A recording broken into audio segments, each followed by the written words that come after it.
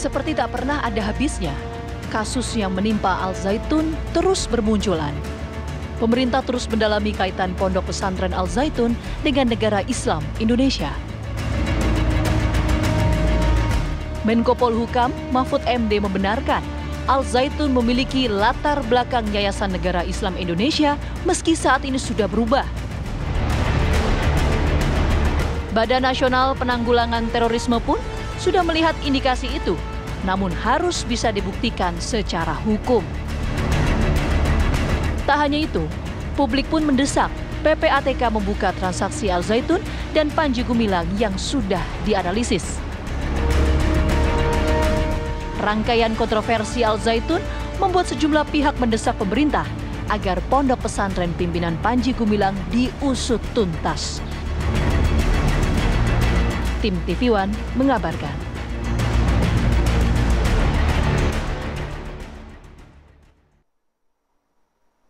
Jadi kalau kita membahas hal ini, Rati, ini kita mengingatkan lagi penanganan kasus Verdi Sambo waktu itu. Kenapa, Viko? Oh, proses hukumnya berjalan ya, penyidikannya berjalan. Tapi bagian dari pemerintah lainnya pun juga seiring dengan penyidikan yang dilakukan juga terus memberikan pernyataan-pernyataan gitu ya.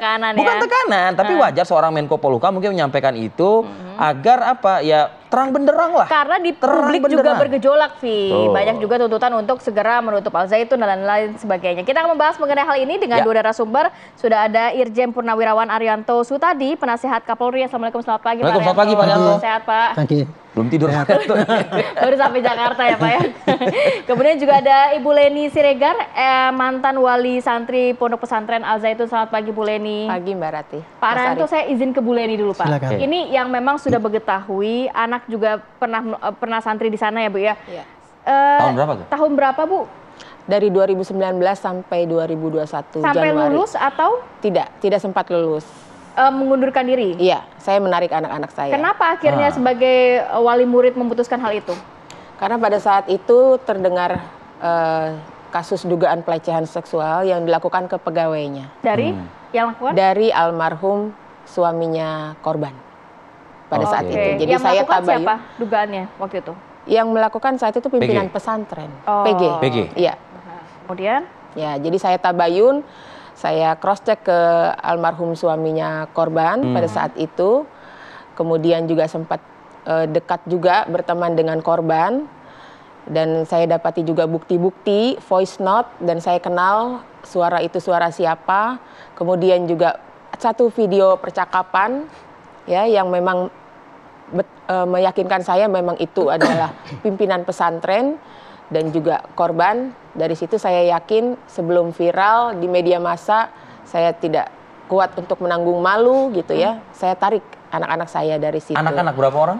Ada 2 orang. Kelas berapa tuh kalau di? Pada saat itu kelas 8 semester 1 ya mau ke semester 2 karena pada saat liburan ya saat itu. Berapa orang yang melakukan langkah seperti Bu Leni ini? Di belakang saya juga ada mengikuti setelah saya tarik anak-anak saya ya.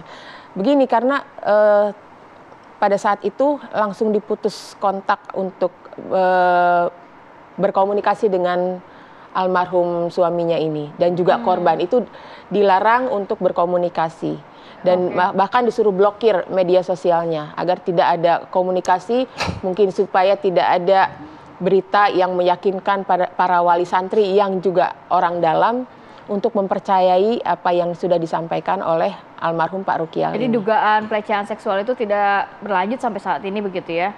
Iya, tapi saya nggak ngerti ya kenapa dihentikan. Bu Leni, selain juga dugaan pelecehan seksual yang membuat Ibu menarik anak-anak dari ada unsur lain ya, ada faktor lainnya nggak? Mungkin kurikulum dan lain sebagainya di sana? Ada ya, jadi sikap otoriter dari PG ini, dari Panji ini yang saya tidak suka dan sudah tidak berkenan karena menyangkut benar-benar hak orang tua gitu ya. Seperti contohnya? Untuk kesehatan anak, seperti pemaksaan vaksin flu. Itu saya sudah katakan kepada wali kamar, kepada wali kelas, kepada majelis guru untuk tolong jangan vaksin anak saya karena saya tidak setuju bahwa itu adalah penanganan COVID pada saat itu ya. Kemudian juga saya dengar memang akan ada pemaksaan juga terhadap vaksin COVID gitu yang menurut saya umur 18 tahun ke bawah itu tidak perlu lah gitu karena daya tahan tubuh mereka lebih baik. Keduanya itu, kemudian juga pemaksaan makan makanan pokok roti gandum itu menggantikan nasi secara 100% gitu. Jadi sampai artinya itu benar terjadi penggantian nasi 100% itu? Terjadi dan dialami oleh anak-anak ibu? Iya, semua. Kepada pegawai-pegawainya juga sama. Dipaksakan gitu. Jadi kalaupun ada yang ketahuan makan nasi itu ya ditegur gitu. Dimarahin. Alasannya roti gandum itu menurut Panji itu lebih bagus untuk daya tahan tubuh anak pada saat COVID. Ya, aku pikir mungkin hanya asumsi beliau aja ya. Karena memang kenyataannya ada eksesnya di balik itu. Setelah pulang dari sana itu kan saya cek ke dokter ahli gizi, cek ke dokter kandungan karena sempat menstruasinya terhenti selama 5 bulan. Dan terjadi kepada beberapa anak. Bu Leni, adakah menjadi faktor ibu juga bila mana kita mungkin melihat saat ini kan cukup banyak ya kontroversi-kontroversi yang terjadi di Pondok Pesantren Al Zaitun. Apakah itu juga memang dialami dan dilihat secara langsung oleh anak-anak ibu di sana? Ya, yang diketahui anak-anak saya itu ya azan ya, yang sangat berbeda dengan di luar gitu ya. Dan saya sendiri pun seumur hidup juga baru tahu azan yang seperti itu gitu, yang nadanya datar, nadanya itu sangat tegas, kemudian pakai tangan juga ya, gerakan-gerakan tangan seperti itu ya, kita lihat banyak ya di YouTube gitu. Itu anak-anak ibu melihat praktek seperti itu? Iya, ya melihat juga gitu. Nggak bertanya kenapa seperti itu sih gitu? Iya, bertanya juga. Kemudian ya mungkin guru-gurunya atau ustadznya menjelaskan bahwa itu seperti itulah yang benar gitu, yang untuk membangunkan orang sholat seperti itu. Jadi anak saya sempat begitu. Tapi kalimat azan kan sama kan sebagaimana? Kalimat azannya sama. Selain itu Bu, kalau melihat apakah memang kan selama ini yang berseliweran adalah Ponpes Al Zaitun juga terafiliasi dengan NII. Bahkan sebagian anak-anak yang memang berada di situ adalah alumni-alumni dan juga masih NII. Kalau dari ibu yang mungkin orang luar ini merasakan nggak hal tersebut? Ada keanehan seperti itu atau memang dokter? Saya orang dalam, Mbak. Jadi saya 21 tahun sebagai orang dalam atau dikatakan NII atau KW9 ya. Tapi pada akhirnya saya berkesimpulan bahwa NII ini hanya cover gitu. Hanya selubung gitu ya. Jadi kan praktek-prakteknya pada kenyataannya itu juga yang saya baca dari buku itu ya tidak sesuai dengan apa yang dulu sudah direncanakan mungkin oleh NII yang versi yang zaman dulu gitu ya. Jadi saya pikir ini karena sudah banyak jauh menyimpang dari Islam, ini sudah merusak generasi muda ini gitu. Contohnya yang sekarang masih terjadi ya, saya rasa masih banyak yang melakukan teman-teman di dalam itu bekerja pada yayasan-yayasan sosial. Mereka mendirikan yayasan-yayasan sosial untuk sarana mendapatkan infak agar bisa memenuhi target infak yang disuruh kepada mereka. Karena memang saat saya terakhir itu infaknya targetnya sudah 300 juta. Jadi ada keharusan untuk infak di sana? Iya, orang dalam itu dipergunakan pasti. Untuk apa? Untuk pembangunan di sana. Tapi cara mendapatkan selebihnya saya tidak tahu. Target itu bagaimana? Ya, kabarnya banyak menghalalkan segala cara juga katanya. Itu ada fasenya. Zaman dulu memang sempat terjadi seperti itu. Yang Anda alami? Iya. Iya, saya juga pernah mengalami maksudnya tuh melihat ya teman-teman juga sampai berkorbannya sedemikian ininya gitu. Hebatnya gitu untuk memenuhi target infak. Gitu. Pak Arianto, kita sudah banyak mendengar pernyataan ya dari Bu Leni ini ya Pak Arianto. Usut tuntas Pak kontroversi. Tapi kalau memang kepolisian kan berangkat dari laporan yang masuk ya Pak ya. Adakah mungkin celah Pak bahwa untuk mencegah kontroversi ini semakin kemudian menjadikan benturan atau mungkin kekisruhan di publik, undang-undang lain yang mungkin diterapkan tanpa misalnya harus ada aduan terkait dengan hal ini gitu. Begini ya, seperti saya katakan dari semula ya, ini kan masalah Panji Gumilang ini kan dari kegaduhan, kegaduhan masyarakat kan gitu ya. Nah itu dulu gaduh, Karena perilaku yang dilakukan oleh Pak Panji Gumilang ini macam-macam. Dulu seperti ini contoh tadi Bu Leni tadi ya. Ini contoh bukti bahwa dulu tuh ketika saya nangani dulu kan dituduh NII. Buktinya dulu ada baiat, saya merekamnya. Kemudian ada ibu-ibu yang komplain anaknya karena diperas suruh macam-macam nyari fakta itu. Kan contohnya ini tadi. Itu cuma keterangan. Itu adalah mestinya itu Pak, kalau bukti itu bisa terkumpulkan dulu dan kemudian dia masuk ke persidangan, didengar oleh hakim, hakim akan yakin bahwa oh iya dia ada begitu. Tapi kan ini udah lewat. Jadi saya pikir kalau nuduh si Panji Gumilang ini nuduh NII udah lewat, susah lah untuk membuktikan itu. Unsur tuntas yang sekarang ini ya. Udah lewat atau emang karena apa? Buktinya kan kalau ke persidangan lihat aja sidangnya Sambo kemarin itu. Udah cetowelo-welo gitu aja kan panjang banget. Betul. Apalagi ini yang masih kabur kan gitu kan. Saya bisa bayangkan gimana cara membuktikannya bahwa dulu dia itu tidak naik ke persidangan. Nggak sampai lah. Nggak sampai. Faktor apa yang tidak membuktikan? Ya karena buktinya kurang kuat itu. Tapi kalau ada pelaporan sekarang saat ini bisa juga Pak ya? Ya. Kalau ada pelaporan terkait itu bisa kalau juga. Kalau ada pelaporan polisi ya pasti mengumpulkan bukti lagi. Bukti itu khusus untuk NI ya. Laporan NI, polisi mengumpulkan bukti. Bukti itu semua diramu di dalam satu berkas, kirimkan jaksa. Jaksa nanti kalau menilai oh ya ini cukup bukti, nah ini baru lanjut. Itu kalau mau memprosedurkan pidana PNI-nya. Kedua, ini masalah pelecehan ataupun tingkah laku yang bertentangan dengan penyesatan agama itu ya. Penistaan agama. Itu ini penistaan agama ini mestinya nyari saksi ahli dulu. Saksi ahlinya itu tidak cukup hanya saksi ahli dari MUI yang mengenai masalah itu sudah menodai agama apa tidak. Tetapi juga ahli pidana. Karena di dalam Undang-Undang Penyesatan 156A itu bunyinya pernyataan hanya yang mengandung permusuhan gitu ya. Tetapi dua dengan maksud supaya orang itu tidak masuk agama itu atau agama yang masuk Pancasila. Nah kalau PG kan enggak. Dia ngomong gini tapi kan dia tujuannya kan supaya orang itu ikut tetap beragama. Jadi itu nanti hakimnya pusing itu. Gimana cara mempertimbangkan ini apakah ini masuk pelecehan apa tidak. Yang ketiga ini kemudian ada itu pengumpulan dana ya. Kalau yang dulu kan ini tadi contohnya ibu tadi kemarin itu adiknya yang kemarin dari MUI ngomong gitu. Adik saya Pak dulu itu udah korban banyak banget kepada Pak Panji Gumilang ini udah sampai jual semua ini. Saya suruh masuk itu sudah dicuci otak. Jadi tadi sudah dicuci otak sehingga semua punya kewajiban untuk mengumpulkan dana infak itu termasuk kemarin temuan itu yang seluruh infak seluruh Indonesia kan itu kan ternyata pencucian otak ini kan bahaya kan. Iya, itulah itu yang terjadi ya. Tetapi untuk bukti untuk mencuci otak itu kan susah. Berarti rekening-rekening ini juga harus di terakhir mengenai 256 rekening itu kan. Kalau dari PPATK kan itu gampang sekali untuk menjerat karena kan kalau dicurigai bahwa itu ada aliran dana yang nggak benar gitu ya. Nah itu bisa langsung masuk TPPU. Karena TPPU sekarang tuh aturannya kan semua uang yang diduga dari tindak pidana.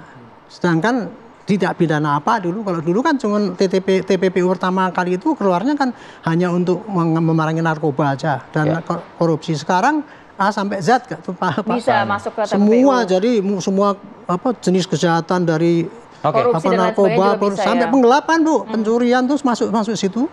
Nah ini gampang saja itu nanti tinggal ini kok 256 kenapa Anda punya rekening? Gitu ya, ini kemana? Orang tadinya nyumbang kan mestinya kan untuk pondok itu, tapi kemudian untuk uang pribadi itu kan sudah cukup lah untuk mengedarkan uang itu. Di awal saya katakan tadi Pak Arianto, Pak Menko ini kan terus dia untuk minta kepolisian untuk mengusut tuntas. Jadi intinya kalau menurut dari pandangan polisi untuk hukum ini ya dia harus mengumpulkan bukti semua jenis apa yang dilaporkan.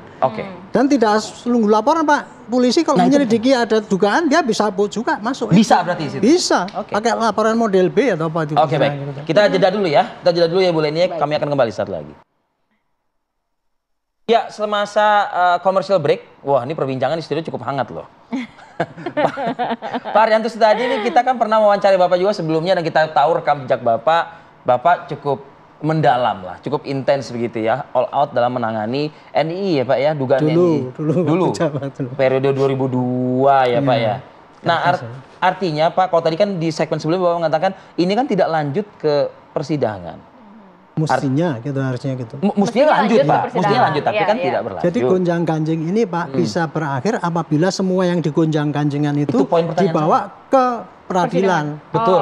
Dan polisi harus menyampaikan ke jaksa. Apakah itu nanti memenuhi syarat apa tidak, itu urusannya jaksa. Betul. Kemudian antara P19 atau P21. Ya, kemudian nanti kalau sudah disidangkan mau dihukum vonis ataupun bebas itu urusan hakim. Ya. Tapi yang penting polisi lanjut dulu begitu ya. Oke. Ya. Itu untuk konteks NII ya pada saat itu. Semua Pak, untuk yang digonjang-ganjingan itu. Digonjang-ganjingan 4 poin tadi Bapak baca. Panjang sekali kan. Ada NII, ada pelecehan, ada akaran yang sesat, ada TPPU, ada apalagi itu. Nggak ada satupun yang langsung berujung sampai kepada. sekarang kan belum ada Pak. Nah kok saya khawatir pembahasan kita hari ini nih.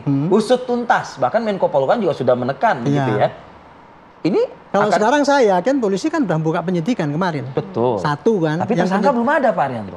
Tersangka tuh nanti gampang lah. Pak Arianto berarti tidak, kalau Pak Arianto sebagai pengalaman sebagai dari pihak kepolisian begitu ya, kalau melihat berarti tidak hanya sampai penistaan agama tidak hanya satu Bu, semua. Harus semuanya juga di TPPU-nya harus sampai ke pengadilan. Walaupun tidak ada pelaporan juga.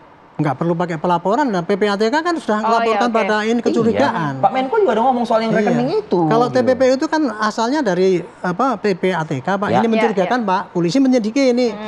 Nah, menyelidikinya itu harus pakai itu tadi, yang rekening siapa kan Pak PG kan gitu kan, otomatis harus diselidiki itu, nggak usah nunggu laporan polisi itu, bisa masuk dalam penyidikan. Kalau Bu Leni melihatnya bagaimana? Ini saksi sejarah ini Bu Leni di sebelah Anda ini. Sama Pak, Mas, saya juga saksi sejarah.